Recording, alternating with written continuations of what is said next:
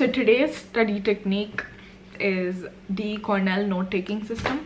Now, I learned this for the first time when I was in 5th grade or 6th grade. They taught us how to do this at a pretty early stage, I would say, and I didn't really understand or need it at that age.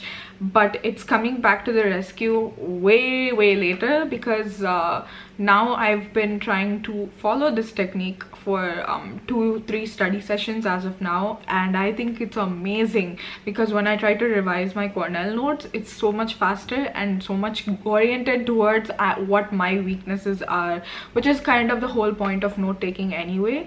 But I'm gonna try to show you just like right now. I'm pretty sure YouTube has a lot of explanations on how to do Cornell notes. This is my variation. I don't have any summary. I don't go beyond the normal traditional Cornell note style.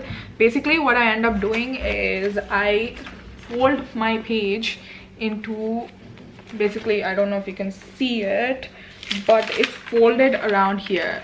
And what this does is, on this side I write questions down, like all the questions that I think are really challenging, and I write down the answers right next to it. So how I end up revising this is I fold the other half with the answers over like this, and I just go through the questions.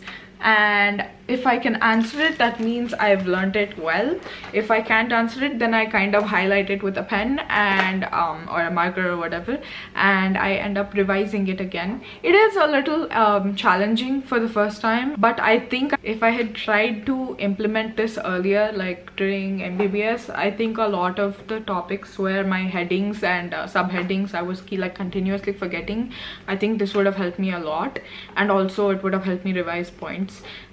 So this is kind of a continuation of the other Didi's active recall method, but it helps. So this is what I did. There's no rule that you have to do it, but I just wanted to explain what I did, and hopefully if some of you can gain from this and try it, then it would be amazing. So that's that. Thank you so much.